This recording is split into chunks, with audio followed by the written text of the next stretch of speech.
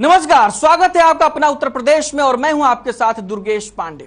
बात करेंगे इस वक्त की बड़ी खबर की जो बुलंदशहर से आ रही है। बुलंदशहर की इस वक्त की बड़ी खबर हम आप तक पहुंचा रहे हैं। नहर में मिला महिला का शव की शिनाख्त में जुटी पुलिस। खुर्जा देहात थाना के सेमड़ा नहर पुल का मामला।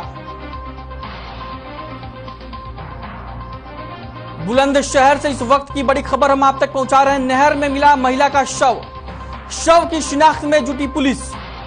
खुर्जा देहात थाना के सेमड़ा गांव का मामला।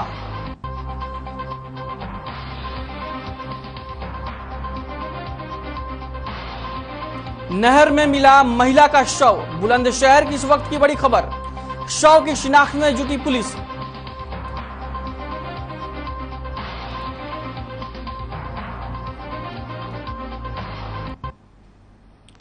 तस्वीरें आप अपनी टीवी स्क्रीन पर देख सकते हैं, जहां पर सेमड़ा पुल के पास महिला का शव मिला है और खुर्जा देहात थाना क्षेत्र का यह पूरा मामला है।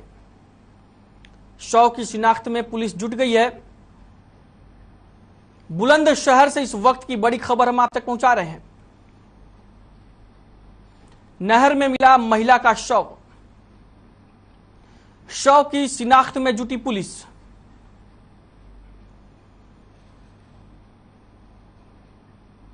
बात करेंगे इस वक्त की एक और बड़ी खबर की जो मैनपुरी से आ रही है। मैनपुरी से इस वक्त की बड़ी खबर हम आप तक पहुंचा रहे हैं। शिवपाल यादव को एस्कॉर्ट कर रही जीप में टक्कर। रोडवेज बस ने पीछे से मारी टक्कर। एस्कॉर्ट सवार दरोगा और 4 सिपाही घायल। घायलों का सैफई ट्रॉमा सेंटर में चल रहा इलाज। करहल तहसील क्षेत्र के मीठेपुर का मामला। मैनपुरी से इस वक्त की बड़ी खबर। शिवपाल यादव को एस्कॉर्ट कर रही जीप में रोडवेज बस ने टक्कर मार दी है। एस्कॉर्ट सवार दरोगा और 4 सिपाही घायल हो गए हैं। घायलों का सैफई के ट्रॉमा सेंटर में इलाज चल रहा है। मैनपुरी से इस वक्त की बड़ी खबर हम आप तक पहुंचा रहे हैं। शिवपाल यादव को एस्कॉर्ट कर रही जीप में टक्कर लगी है। रोडवेज बस ने पीछे से टक्कर मार दी और एस्कॉर्ट सवार दरोगा और 4 सिपाही घायल हो गए। मैनपुरी से इस वक्त की बड़ी खबर हम आप तक पहुंचा रहे हैं। प्रगतिशील समाजवादी पार्टी के मुखिया शिवपाल यादव की एस्कॉर्ट में जो जीप थी उसको रोडवेज बस ने टक्कर मार दी है।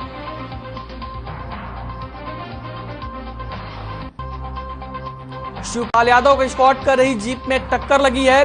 रोडवेज बस ने पीछे से मारी टक्कर। एस्कॉर्ट सवार दरोगा और 4 सिपाही घायल हो गए हैं। घायलों का सैफई के ट्रॉमा सेंटर में इलाज चल रहा है।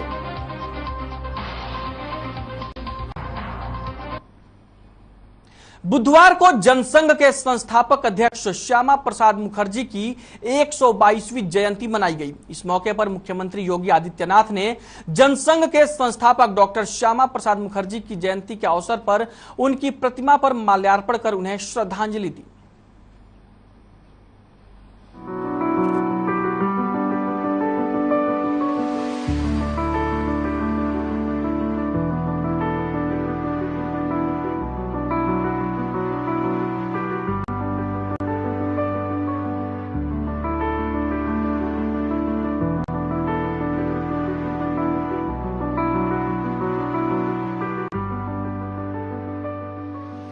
डॉक्टर श्यामा प्रसाद मुखर्जी की 122वीं जयंती पर मुख्यमंत्री योगी आदित्यनाथ ने हजरतगंज स्थित डॉक्टर श्यामा प्रसाद मुखर्जी अस्पताल परिसर में लगी उनकी प्रतिमा पर श्रद्धा सुमन अर्पित किए।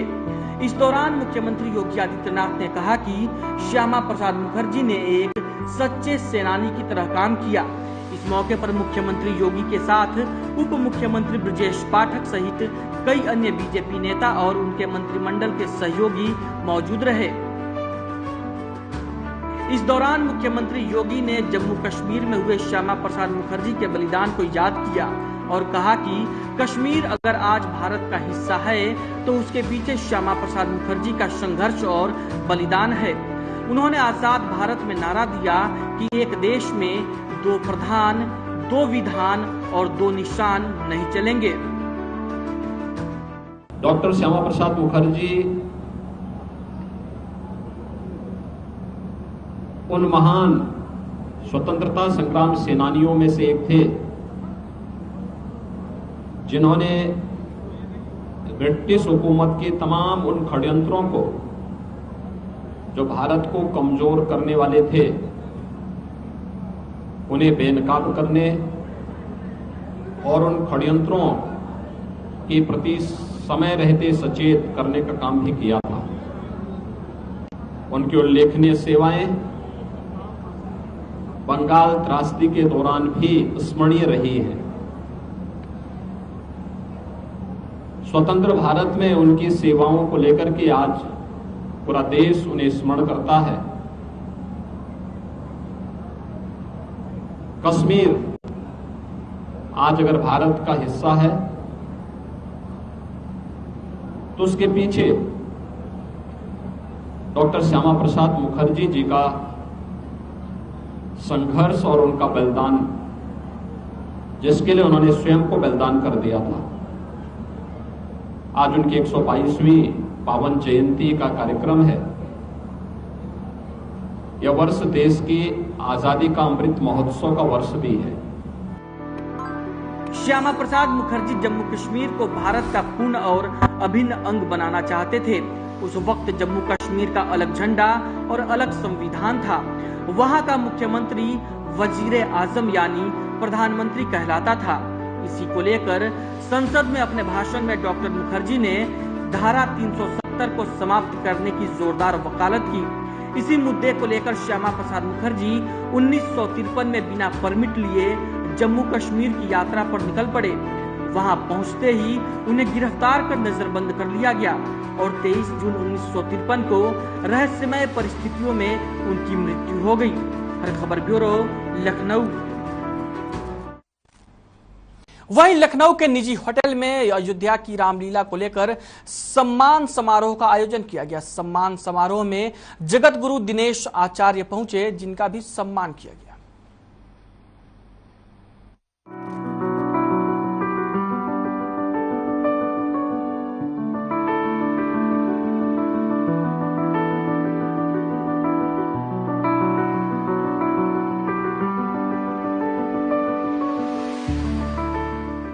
लखनऊ के निजी होटल में अयोध्या की रामलीला को लेकर सम्मान समारोह का आयोजन किया गया।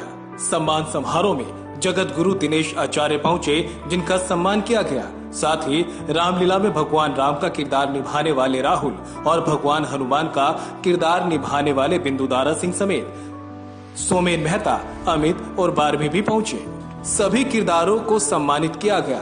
इस मौके पर भगवान हनुमान का किरदार निभाने वाले कलाकार बिंदु दारा सिंह ने कहा कि जैसे पहले भी रामलीला को दर्शकों ने पसंद किया है, वैसे ही इस बार भी जनता का प्यार उन्हें मिलेगा। उन्होंने कहा कि अयोध्या में बड़े स्तर पर रामलीला का आयोजन किया जाएगा।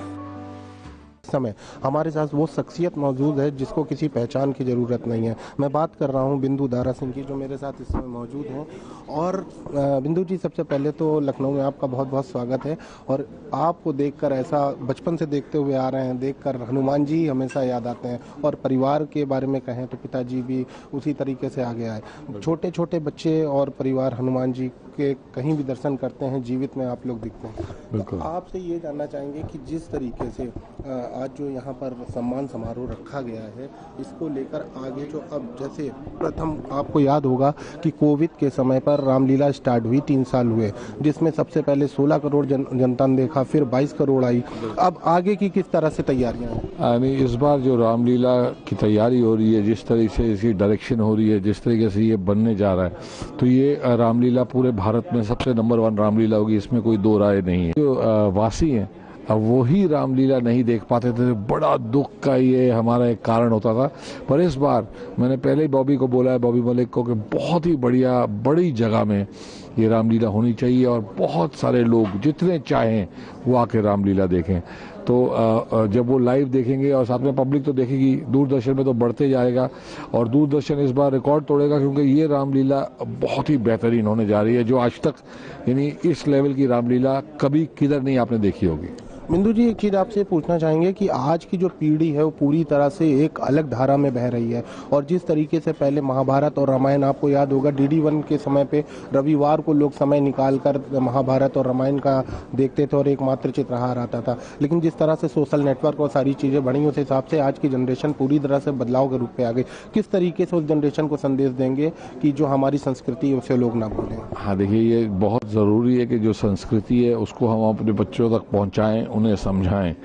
टाइम चेंज हो रहा है, बच्चों की थिंकिंग चेंज हो रही है, बच्चे अलग तरीके से जीना चाह रहे हैं, वो ठीक है, वो अपने बच्चों को पढ़ दो, उन्हें जीने दो, सब कुछ दो, लेकिन हमारी जो संस्कृति है वो बहुत ही बेहतरीन है। अगर हम अपने बच्चों तक उसे नहीं पहुंचाएंगे तो ये अगली जनरेशन तक कैसे जाएगी? इसीलिए रामलीला होती है, और इसीलिए घर घर वाले, जब कोविड हुआ था तो रामायण आई थी टेलीविजन पे, और फिर से उसने रिकॉर्ड तोड़े थे, पूरी दुनिया ने बैठ के फिर से उसे देखा, फिर से पिताजी को बहुत प्यार मिला, सबको मिला। तो हम जो है भारतवासी, ये देश ही अलग है, ये भगवानों का देश है, तो हम जो इंडिया की जो स्पेशलिटी है, इतने सारे भगवान हैं हमारे पास। रामलीला का जो मंचन है वो यहाँ हमेशा सदियों तक और आने वाली सदियों तक चलता रहेगा, और हमारे जो पेरेंट्स हैं वो बच्चों को हमेशा इसके बारे में कुछ ना कुछ सिखाते रहेंगे, और सिर्फ अच्छी चीज़ें सिखाता है। इसीलिए प्लीज़ रामलीला देखिए, बच्चों को दिखाइए, उन्हें समझाइए कि ऐसा क्यों होता है। अच्छा, आखिरी और अहम सवाल कि उत्तर प्रदेश में इस समय योगी आदित्यनाथ की सरकार बनी हुई है, जिस तरह पूरा प्रदेश भगवा रंग में फैला हुआ है और प्रदेश के साथ साथ पूरी दुनिया आज उत्तर प्रदेश का लोहा मान रही है, क्या संभवतः लगता है कि अगर उत्तर प्रदेश में योगी आदित्यनाथ की सरकार ना होती तो इस तरह से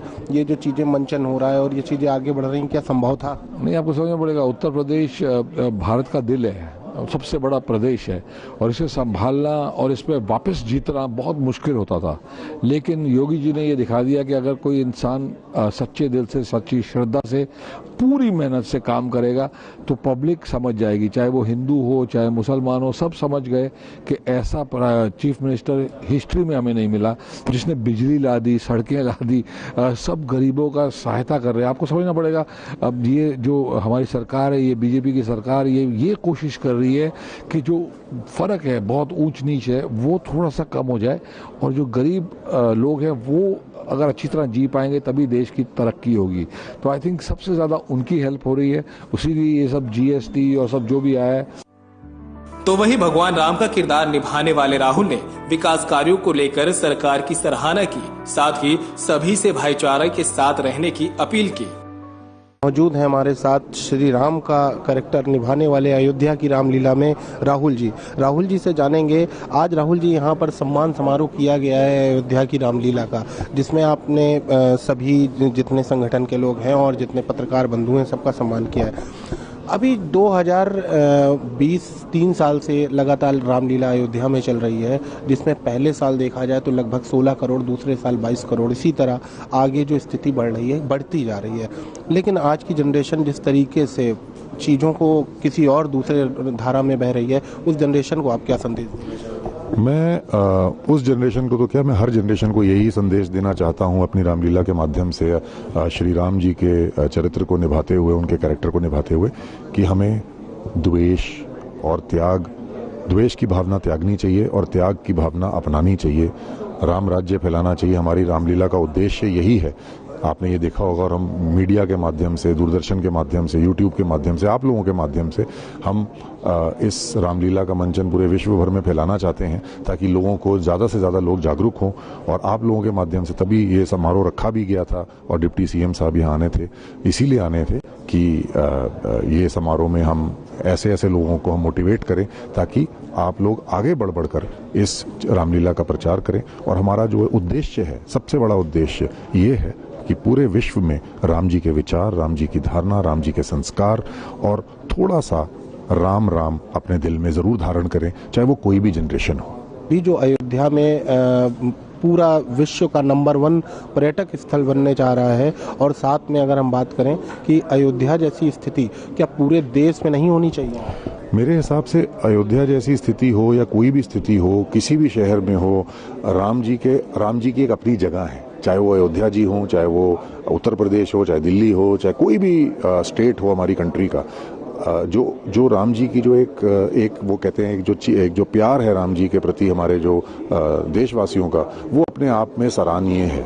चाहे वो कोई भी सरकार हो, मैं तो कहता हूँ हर सरकार को विश्व भर में किसी भी रिलीजन को, नॉट ओनली हिंदू रिलीजन, किसी भी रिलीजन को जहां पर भी लोगों के मन में एक आस्था है उस रिलीजन के बारे में, उस धर्म के बारे में, उसको जगह देनी चाहिए, उसको प्रोत्साहित करना चाहिए, मोटिवेट करना चाहिए। और जो भी वो रिलीजन के लोग हैं उनको पूरा फ्रीडम मिलना चाहिए कि वो अपने दिमाग के अंदर और अपने श्रद्धा भाव से अपनी भक्ति करें। अच्छा, एक आखिरी सवाल आपसे पूछेंगे और अहम सवाल है, क्योंकि आप श्री राम का कैरेक्टर निभा रहे हैं और कहीं ना कहीं हम बात करें कि इस समय जो जातवाद का सिलसिला पूरे देश में चल रहा है, चाहे वो नुपुर शर्मा का मामला हो, चाहे वो अभी कल एक फिल्म जो रिलीज हुई है माँ काली करके, सिगरेट को लेकर आपत्ति जताई गई है, ये हिंदू मुस्लिम कहीं ना कहीं चीजें आगे आ रही हैं, कितना गलत है और ये होना, इसको किस तरह से सही तरीके से देखना चाहिए कि आगे इस तरह की स्थितियां पैदा ना हो? देखिए, ये तो विधि का विधान शुरू से चला आ रहा है और राम जी के जो विचार हैं और जो धारणाएं हैं वो शुरू से ही ऐसी हैं कि भाई हमें त्याग करना चाहिए, हमें हर रिलीजन का सम्मान करना चाहिए, चाहे वो कोई भी रिलीजन हो, कुछ भी हो। ये बहुत ही शर्मनाक चीज़ें हैं, जैसे आपने मेरे को अभी एग्जांपल्स दिए। अगर ये इस टाइप की चीज़ें सामने आती हैं जो किसी भी तरीके के सांप्रदायिकता को बढ़ावा देती है, मेरे को उन चीज़ों से सख्त नफरत है। मेरे को इंडिविजुअली उन चीज़ों से नफरत है और आई एम श्योर कि हर इंसान को ऐसी चीज़ों से नफरत होगी जो किसी भी प्रकार की हिंसा को बढ़ावा दे। ये थे हमारे साथ राहुल जी, जो कि श्री राम का किरदार निभा रहे हैं अयोध्या की रामलीला में, और इनका साफ तौर पे बोलना है कि जिस तरीके से राम जी का जीवन रहा उसी प्रकार से राम राज्य पूरे उत्तर प्रदेश में ही नहीं पूरे विश्व में होना चाहिए। और ये जो आपराधिक जन के लोग और ये जो आजकल विवाद हिंदू मुस्लिम में चल रहा है, ये किसी भी तरीके से सही नहीं है और ये समाप्त होना चाहिए। कैमरामैन साकेत के साथ आनंद सिंह, हर खबर। बुलेटिन में फिलहाल वक्त एक ब्रेक का है, मिलते हैं ब्रेक के बाद।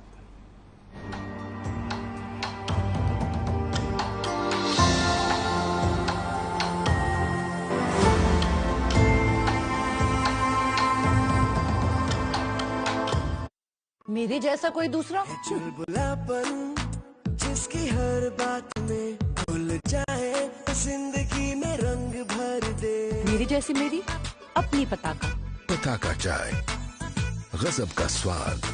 रूप मंत्रा आयुर्वेदिक फेस वॉश, इसमें है क्यूकम्बर के प्योर एक्सट्रैक्ट्स जो नेचुरली चेहरे को मॉइस्चराइज रखे। ये कोई कॉस्मेटिक नहीं, आयुर्वेदिक औषधि है। देखें कौन नया खिलाड़ी आया है,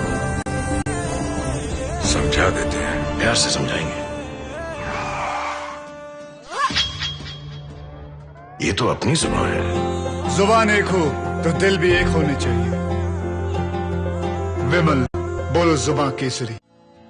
बधाई हो प्रीति बिटिया, तुम दूसरों को भी रोजगार दो, पर इतने तेजी से ये शुरुआत हुई कैसे? जब उत्तर प्रदेश के युवाओं को मोदी जी और योगी जी का साथ मिलेगा तो देश तो तरक्की करेगा ही। और वो कैसे?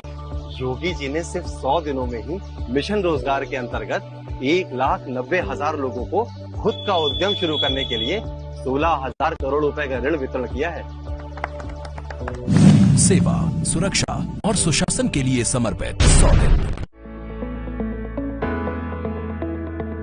अगर आप पत्रकारिता के क्षेत्र में करियर बनाना चाहते हैं तो हम सिखाएंगे आपको इलेक्ट्रॉनिक मीडिया के हर गुण। जल्दी करें, साधना एकेडमी फॉर मीडिया स्टडीज में एडमिशन शुरू हो चुके हैं, सिर्फ कुछ ही सीटें बची हैं, तो देर बिल्कुल न कीजिए। हमारा कॉन्टैक्ट नंबर है 9999131700, 9999131800, या फिर आप हमारी वेबसाइट www.sadhnamedia.com पर विजिट कर सकते हैं। आप हमें noida.sams@gmail.com पर ईमेल भी कर सकते हैं। 100% जॉब प्लेसमेंट की गारंटी। आज ही संपर्क करें। मेरे जैसा कोई दूसरा? चुलबुलापन जिसकी हर बात में भूल जाए, जिंदगी में रंग भर दे। मेरी जैसी मेरी अपनी पताका चाय, गजब का स्वाद।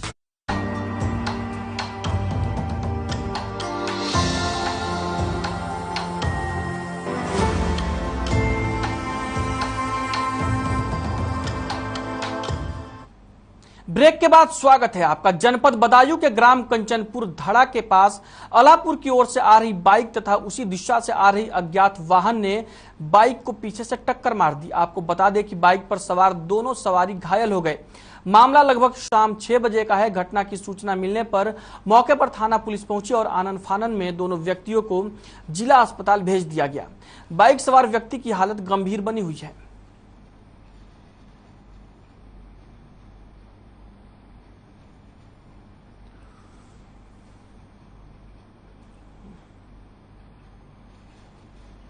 खबर बरेली जनपद के मणिनाथ अशोक नगर की है, जहां 36 साल के रामविलास बीते 26 जून से गुमशुदा है। आपको बता दें कि रामनिवास मानसिक संतुलन से भी ठीक नहीं है। साथ ही परिजनों ने बताया कि रामनिवास का किसी से कोई दुश्मनी नहीं है, जिससे कोई भी व्यक्ति उनके साथ इस तरह की घटना को अंजाम दे सकता है। हालांकि 26 जून 2022 को थाना सुभाष नगर में गुमशुदगी की केस दर्ज करवाई गई थी, लेकिन अभी तक रामनिवास का कोई भी पता नहीं चल पाया है। वहीं परिजनों का रो रो कर बुरा हाल है और परिजन लगातार न्याय की गुहार लगा रहे हैं।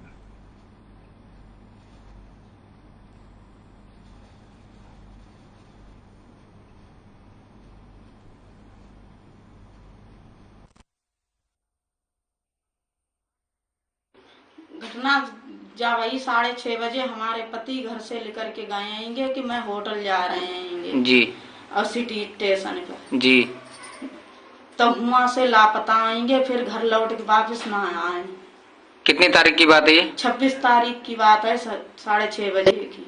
अच्छा, क्या इनकी कोई पुरानी रंजिश थी किसी से? पुरानी रंजिश ही तो देखो कि वो तो देखो कि फैसला हुई गो, फैसला ना हुई गो, मुकदमा चल रहा हुई गो, तो बाकी तो तारीख है। फिरोजाबाद में बीएड संयुक्त प्रवेश परीक्षा आयोजित की गई। बुधवार को जिले के 15 केंद्रों पर परीक्षा आयोजित हुई। परीक्षा में शामिल होने के लिए लगभग 13,500 अभ्यर्थी शामिल हुए। बता दें कि आपको सुबह 7 बजे से ही परीक्षा देने वालों की भीड़ लगना शुरू हो गई थी। सुबह 8 बजे से परीक्षा देने आने वाली सभी अभ्यर्थियों को एंट्री देना शुरू कर दिया गया था। नगर के कई केंद्रों पर कड़ी सुरक्षा व्यवस्था के बीच चेकिंग कर छात्र छात्राओं को प्रवेश दिया गया। इसके अलावा केंद्रों पर हर रूम में सीसीटीवी कैमरे लगाए गए, जिसकी निगरानी मॉनिटरिंग पर की जा रही थी और साथ ही हर सेंटर पर परीक्षा के दौरान 2 पर्यवेक्षक विश्वविद्यालय की ओर से और 1 मजिस्ट्रेट जिला प्रशासन की ओर से तैनात किए गए थे।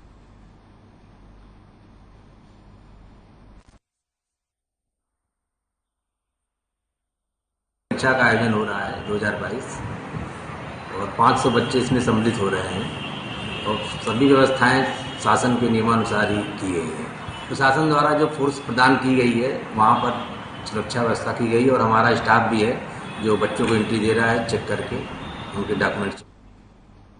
कानपुर के बर्रा 2 EWS कॉलोनी में सोमवार देर रात गोद ली हुई बेटी ने प्रेमी के साथ मिलकर अपने माता पिता की गला रेतकर हत्या कर दी और वारदात को अंजाम देने के बाद अपने भाई और पुलिस को गुमराह कर अज्ञात युवकों पर हत्या करने का आरोप लगाया था। पुलिस ने साक्ष्यों के आधार पर जब लड़की को हिरासत में लेकर पूछताछ की तो देर शाम उसने सच उगल दिया। पुलिस का दावा है कि प्रॉपर्टी हथियाने के लिए माता पिता की हत्या की गई थी।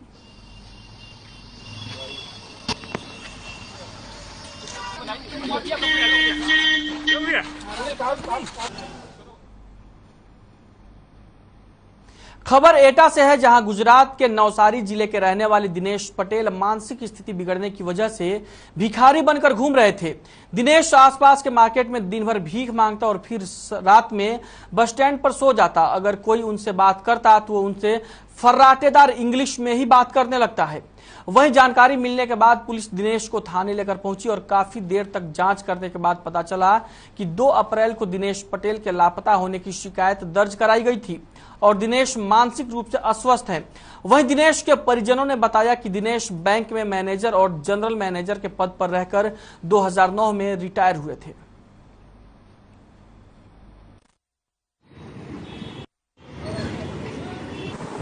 ये 2 जुलाई को एक व्यक्ति के बारे में सूचना मिली कि वो रोडवेज बस स्टैंड पर घूम रहे हैं। फिर उनसे सामान्य पुलिस द्वारा बातचीत की गई और वो उनका एड्रेस जो है गुजरात का वेरीफाई हुआ है और उनके परिजनों से कई माध्यमों से संपर्क करने के बाद संपर्क हो पाया है और उसके परिजन अब आ रहे हैं। वहीं कासगंज जनपद के पुलिस अधीक्षक बीबी जीटीएस मूर्ति के निर्देश पर माल निस्तारण अभियान चलाए जा रहे हैं। इस अभियान के अंतर्गत लगभग 35 लाख रुपए की 900 पेटी में से 12,000 लीटर शराब पकड़े गए। सदर थाने की मालखाने में विभिन्न मामलों में पकड़ी गई शराबों को शहर के बाहर पत्थर इलाके में जमीन में दबाकर नष्ट कर दिया गया। इस दौरान क्षेत्राधिकारी सदर डीके पंत समेत इंस्पेक्टर कासगंज सिद्धार्थ तोमर मौजूद रहे।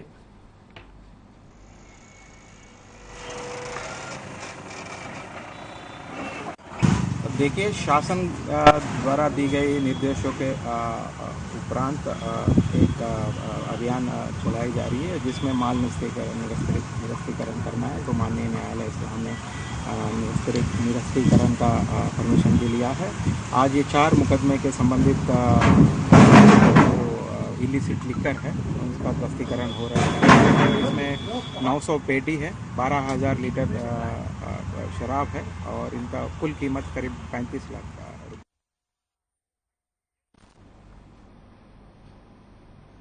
अपना उत्तर प्रदेश में फिलहाल के लिए इतना ही। मुझे दीजिए इजाजत और आप बने रहिए हर खबर के साथ।